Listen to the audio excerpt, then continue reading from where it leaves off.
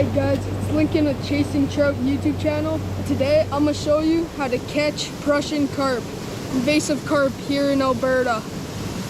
Today I'm fishing this nice little storm pond here, and I'm going to show you all my rigs, tips and tricks. Alright everybody, right here, very small hook for these Prussian carp. Their mouths are really small. You want a very small hook. I have about 3 lead split shots on here and a slip bobber right here that will slip down to here, and there's a little knot that I tied here. I'll put a little knot that I tied here as a bobber stopper. Put a link in the description of how to do this. Give you a full brief down on how to do it. Alright everybody, you do not need anything fancy to catch these Prussian carp. You don't even need a slip bob or anything. But these carp, these carp though, they're very sensitive, so you want a very thin bobber or a very small bobber.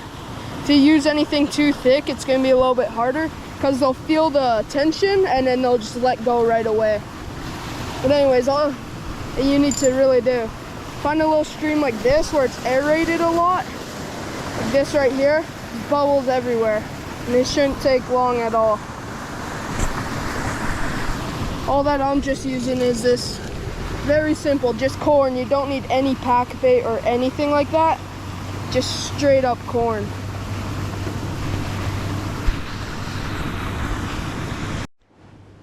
I just got a bite right there. Just fishing a little storm pond here. I don't know if y'all can see my bobber, but I'm doing as best as I can about this.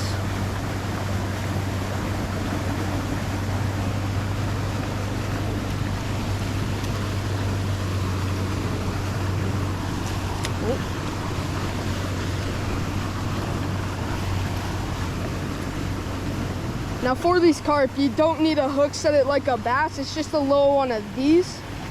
Just a little bit, boom, see? Just like that.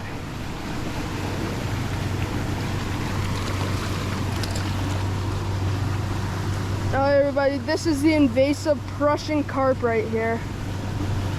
These are not allowed anywhere in Alberta, I believe. I don't know about anywhere else in Canada, but in Alberta, these guys are invasive. These are not good, so what I just do, I just toss them off to the side here. Alright guys, just like this. We got the hook, we got the corn. Very simple, just right through the middle of the body, so it peeks out like this. Don't need 7 pieces of corn like you would for common carp or anything like that. These guys are way smaller than common carp, except they do a lot to the environment, so gotta get rid of them.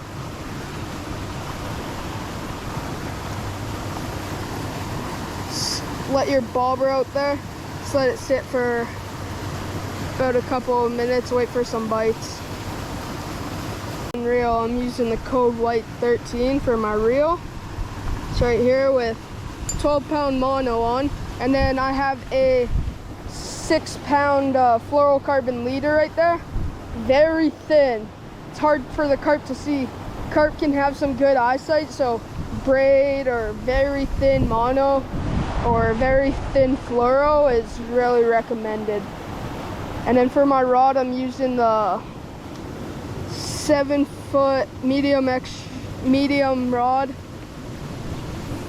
weight rod. It's a Fenwick Eagle. Got it from Bass Pro Shops. You can also order it on bassproshops.com. I'll put a link in the description of where you can find that. The reel came from a different rod. I cannot remember where I got the reel from, so I won't be able to do that. But yeah, if you can just search up code white 13, That works out too. Should be able to find it.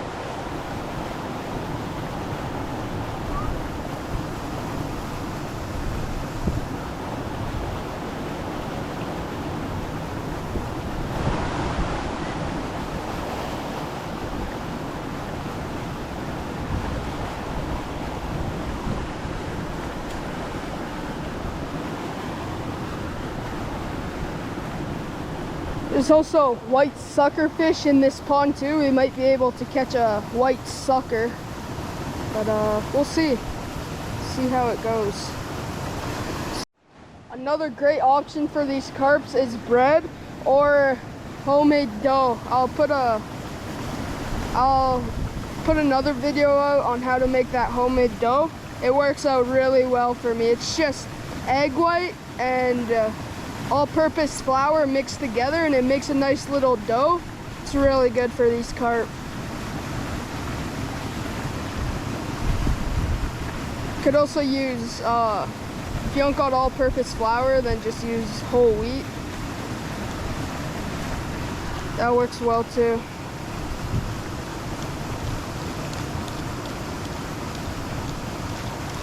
But if you just want to keep simple with it, just bread and corn. Still works the same or even better than all that fancy stuff.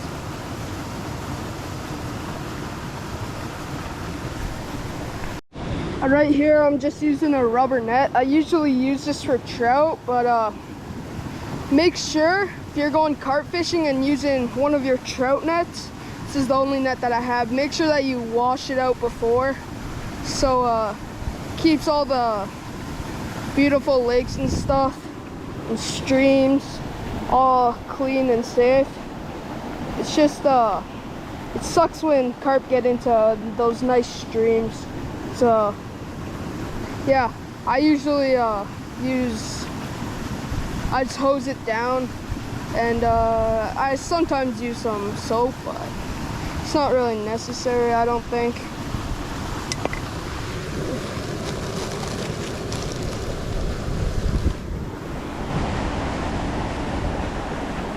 These suckerfish in here though, they suckerfish, so they're like common carp. They'll sit on the bottom and just suck off the bottom. These Prussian carp though, their mouths aren't like that. They'll still eat off the bottom. They're still bottom feeders, just not like common carp. Yeah.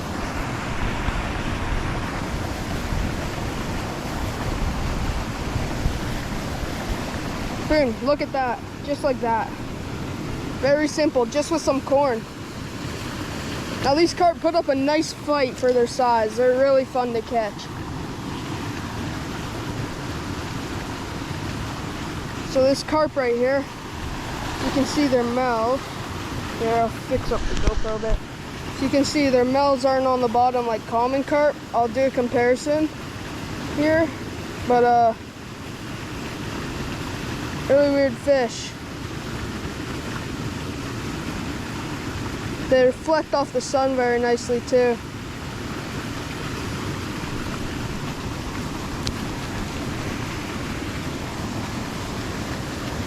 So yeah, these carp, not like common carp, their mouths are a little bit up like that, but their mouths are really hard, so you need a half decent hook set. Like I said, you do not need to yeet them up into the air because they're small, but yeah, just like that. Nice little carp. Yeah. See, just like that again. It's a nice easy hook set, just like that. Really nice fight for their size. It's another carp. So sometimes if you throw some bread in the water, which I do because I don't believe you're allowed to chum with corn, I'll throw some bread in the water and then I'll switch it up by using corn, and they'll go crazy for it.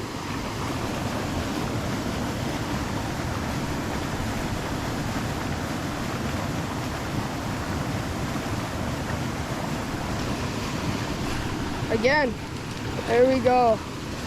Really simple. This guy's a little bit smaller, but still not bad.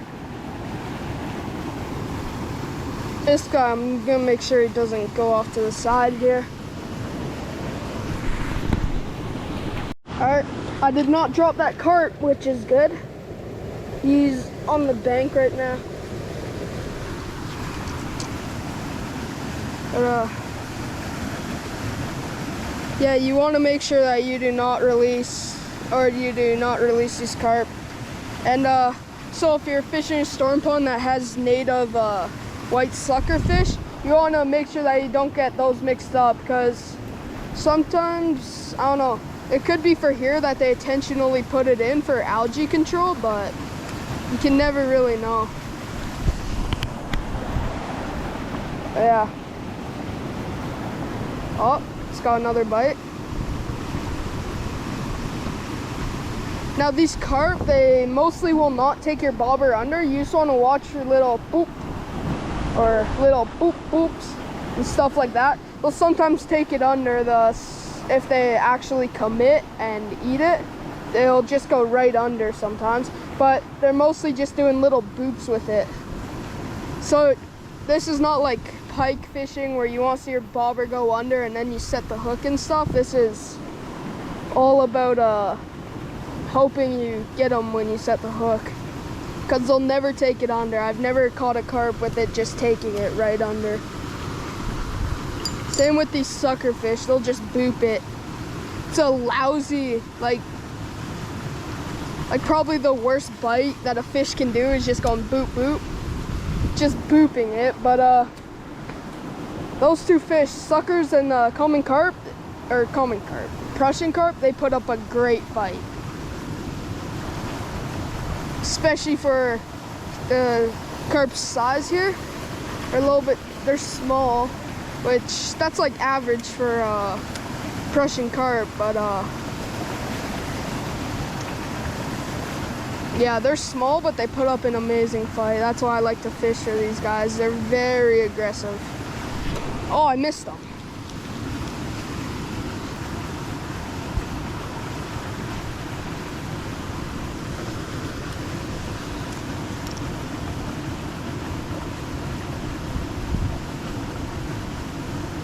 Even then, you want to try and measure your corn to be like probably like an inch or two off the bottom.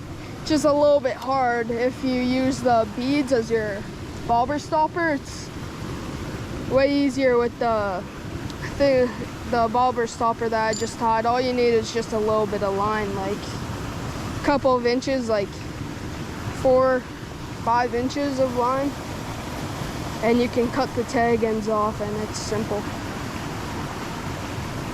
Quick and easy too. You can also fish bottom for these carp, but there's a lot of weeds in this area, like on the bottom here, so I mostly fish bobber. But fishing bottom for these Prussian carps it's like a really good way to do it too. I'll do a video on fishing bottom here. Show you how to catch them on bottom and stuff.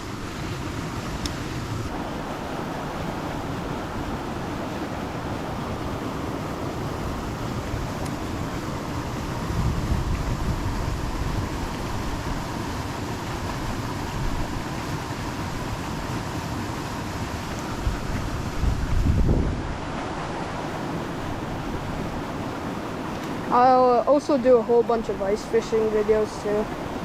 I'll do all of it. I'll try and post as much as I can, but some stuff might get into the way, like, yeah, a couple of, oh, bite just right off the bat. Oh, there goes my line, dang it. That was a suckerfish bite right there. The carp move a little bit slower than that, so you can tell a bit. Jeez, that was don't do a hook set like that. You either rip their mouths off or they'll just go flying. That was stupidity of a hook set. Boom, just like that again. It's another nice little carp. But chumming for these carp, because they sometimes swim in little schools and stuff. This guy kind of choked it, which is annoying. It's always recommended to bring pliers for these guys because they'll choke it. And right here I just have a little necklace, so I can just wrap it around my neck and it's just connected. And you can keep it with you easily.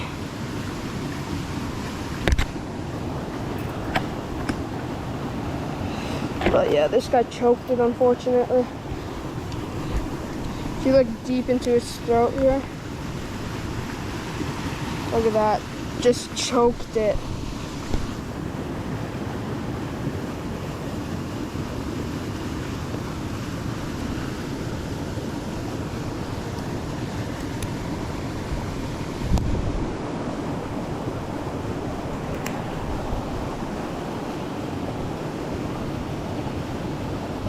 Boom. Just like that. Gets the hook out easily with these very small pliers. I use these for even pike, trout, anything. It's really easy for fish with small mouths like this or whitefish or anything. And yeah, it's a weird fish though. Ah, I'm gonna eat you. Ah. Just get more bites again.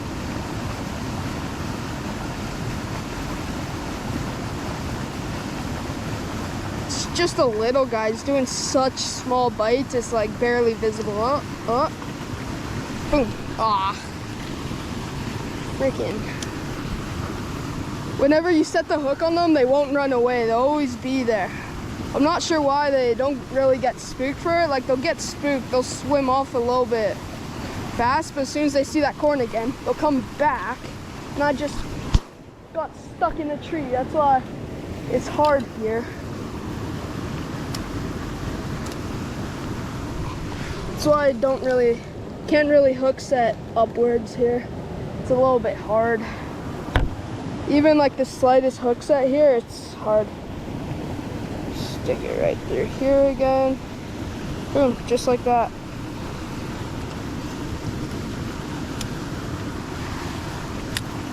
They'll just still be there.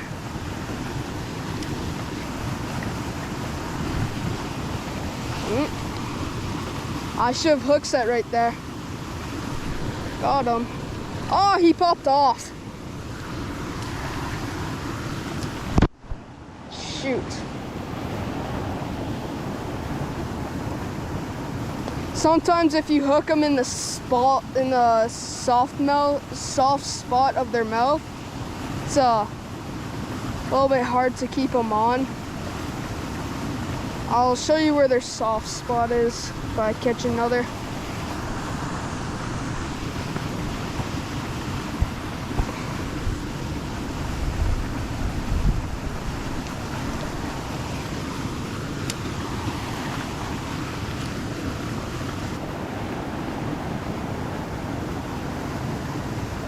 Hoping I can catch a white sucker to show what they look like.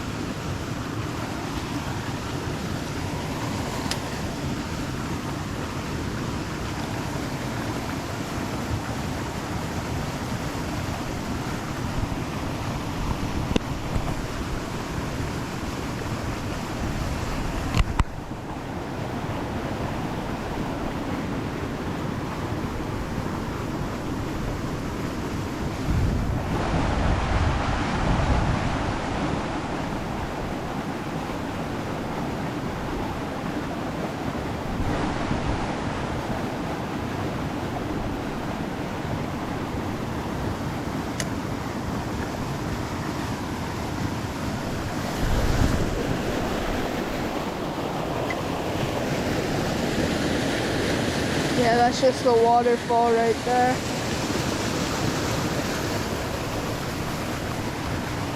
You know what? I'm gonna try close, like right there. It's a little bit shallow there. I can just use my little bobber thing to lead.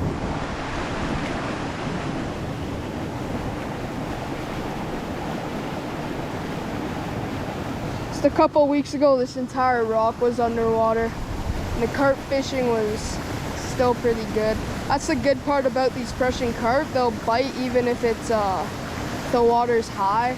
They'll still find the corn and stuff. Even the bread that you chum.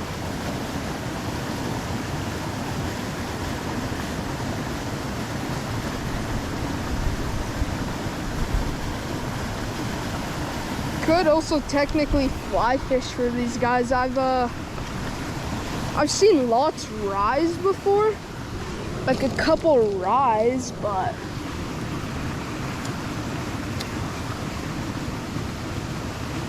yeah, you could technically, but it'd be a little bit hard.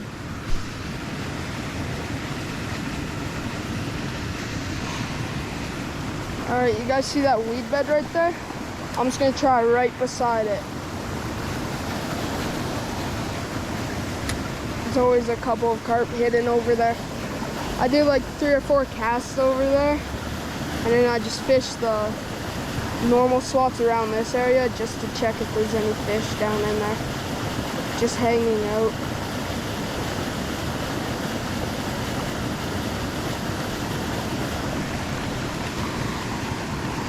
Don't be afraid to find a different depth too. This thing can just slip up too. Okay. Just gonna try a little bit deeper.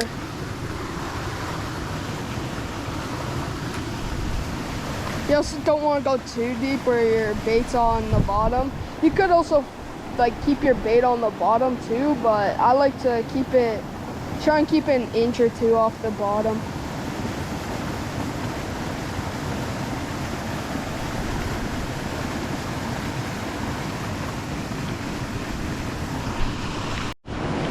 Got him. Oh, it's small. Oh, never mind. That's a nice one. Yeah, look at that fight. They do not give up.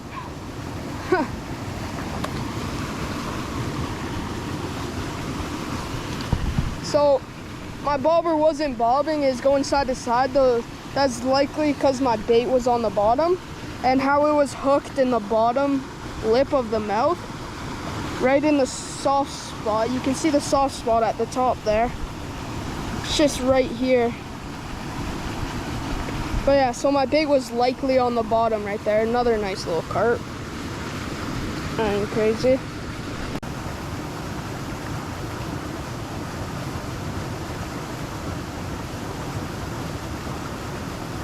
Yeah, I'm not gonna be here for much longer. I'm moving in January to another place, and at the lake there, they have a nice little lake that we're gonna be nearby, and they have a whole bunch of trout there. They have big brown trout, like giant brown trout. Been there before and caught a really nice brown trout on my rod, but he popped off just at the dock.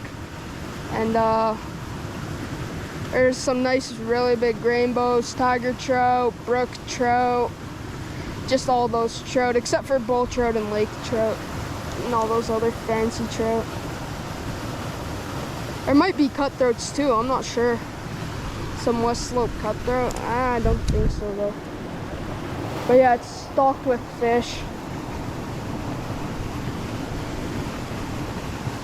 You want to hook the corn basically right through the middle. Something just similar to this right here. Here's the corn, just right through the middle. Leaves this much hook point exposed where it's good enough. You want to clean off your hook point a bit, and when they come in and grab it with their little mouths, they'll sometimes swallow it down a bit and they'll just go boop. You'll hook into them when you start trying to swim off and stuff. Looking for more corn basically, or bread.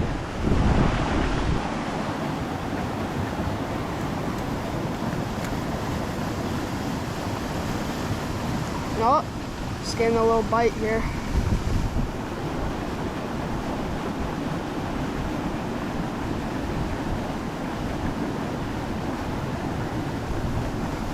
Yeah, he just left it. Yeah, this is not like it's not like America where you can fish with 30 rods if you wanted to. Fortunately, you're only allowed 1 rod, 1 reel. If you're ice fishing though, you're allowed 2 rods and 2 reels. Or if you have a tip up, then you do 1 rod and a tip up.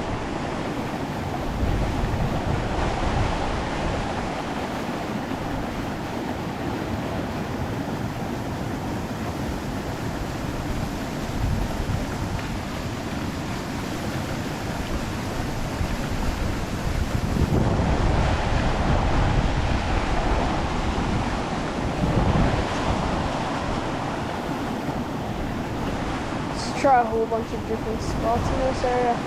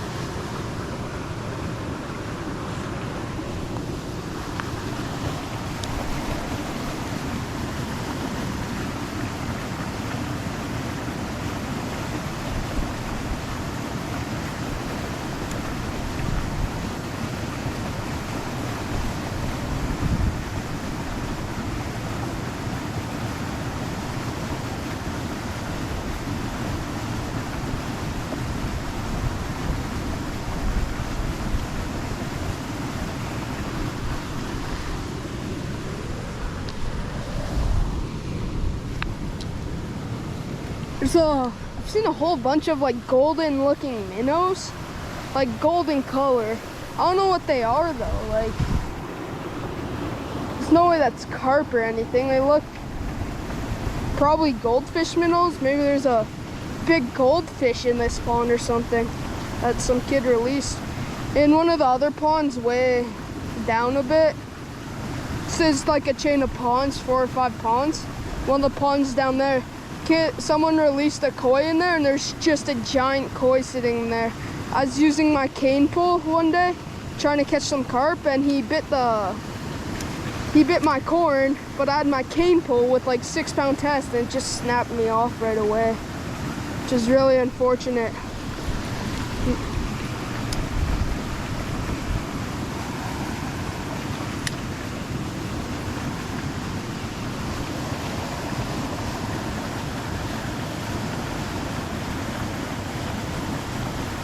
Yeah, a fish just rised over there. Literally just saw.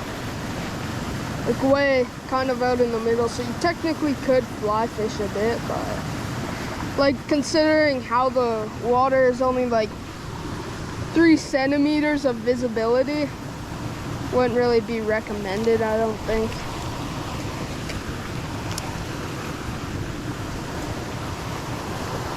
But if they're seeing flies and popping up like that, then I guess you technically could.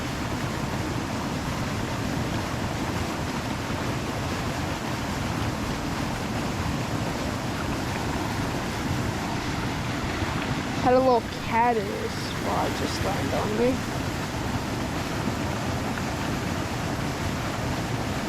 Oh, there we go. That took a while. Ah! Oh, he popped off.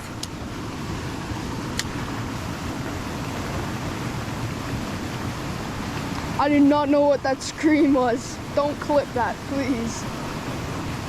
Oh, he's back again. Yes.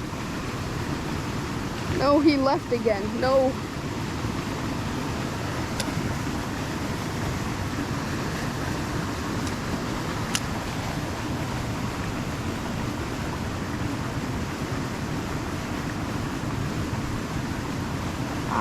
That was my first bite in a while. 20 minutes.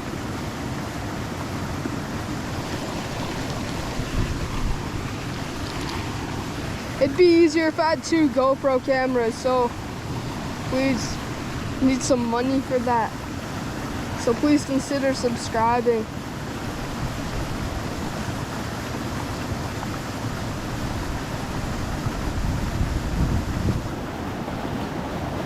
Oh, it's got a little bite. Oh, they're messing with me now. They're messing with me. Gee, they are really messing with me now. Barely biting the corn.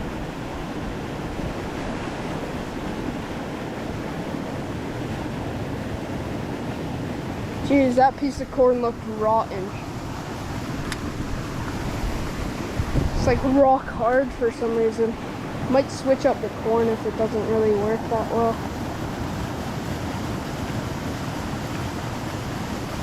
You know where that corn is coming off. That thing is like rock solid.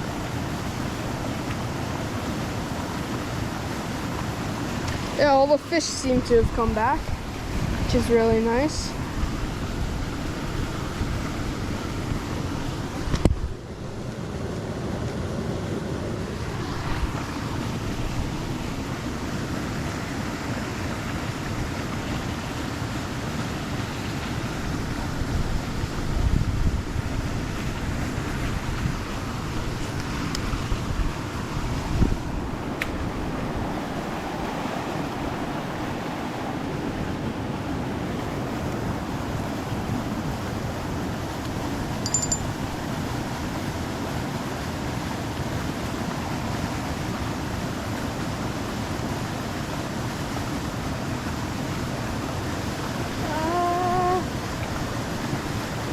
I'm gonna try setting to that side because all there is just that bush right there, just long grass. Oh, it's got a little tap.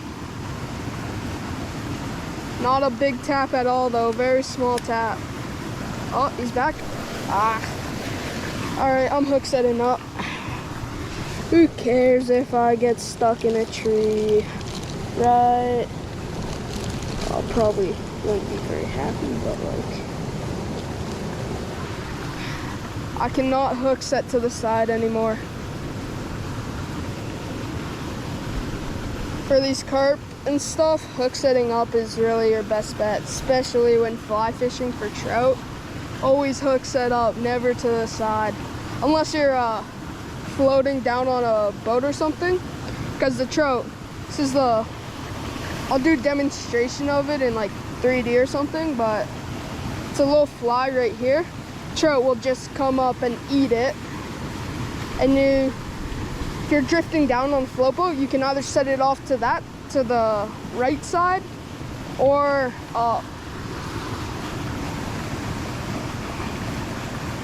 I'll do a tips and tricks video on how to catch.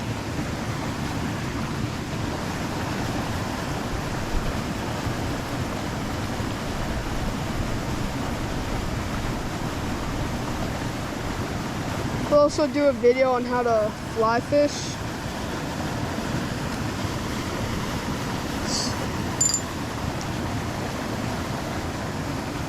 Oh, there we are. That's our first one in a while. Oh, it's a nice one too. Ah, come on. Jesus, man. Don't tell me you guys didn't see that.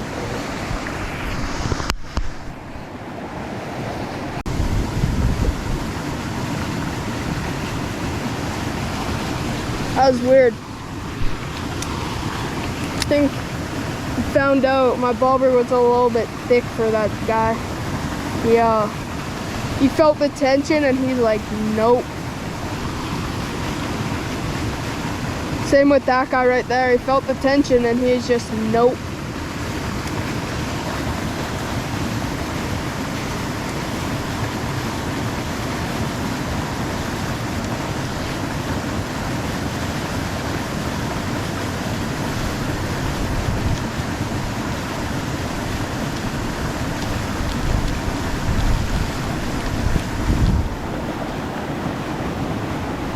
I swear I was just getting a phone call. Never mind. Oh, that's a bite. Aye.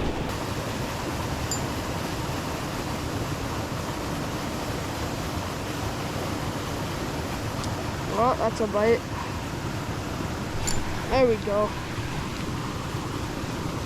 It's a carp. It's a nice little carp. It's my first one in a while.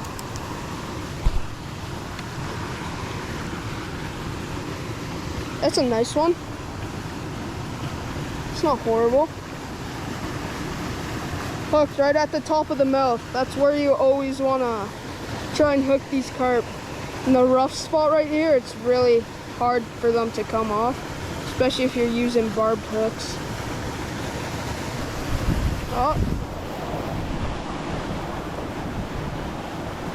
It's got a small tap. There he is. While I was trying to chum. It's another little carp.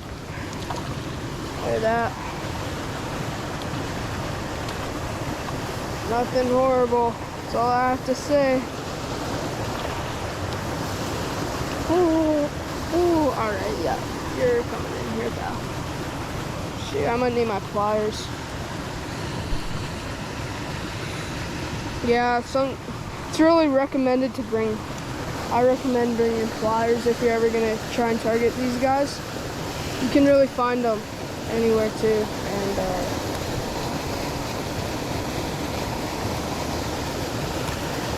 yeah, just like that.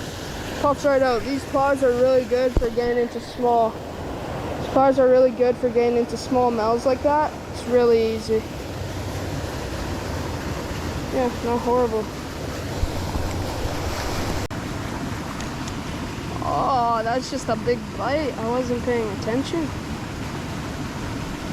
That was a sucker fish bite right there, I'm pretty sure. All he did was just go slowly down. It wasn't bobbing at all, it just went slowly down. Oh, that's a bite. Yeah, there we go. Oh, it's a sucker. There we go, that's a sucker.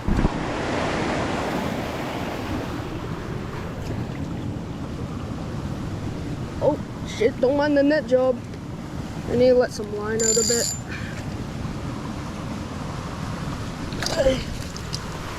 Boom, look at that. Sucker fish.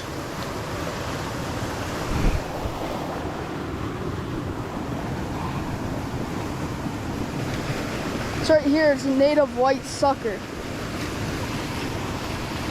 It's a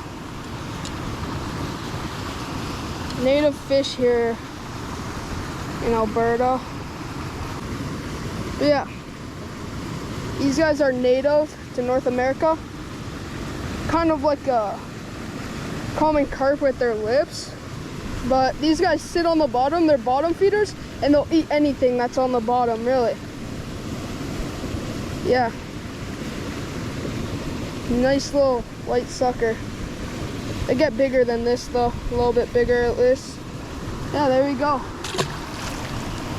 It's the fish that I wanted to kind of show here.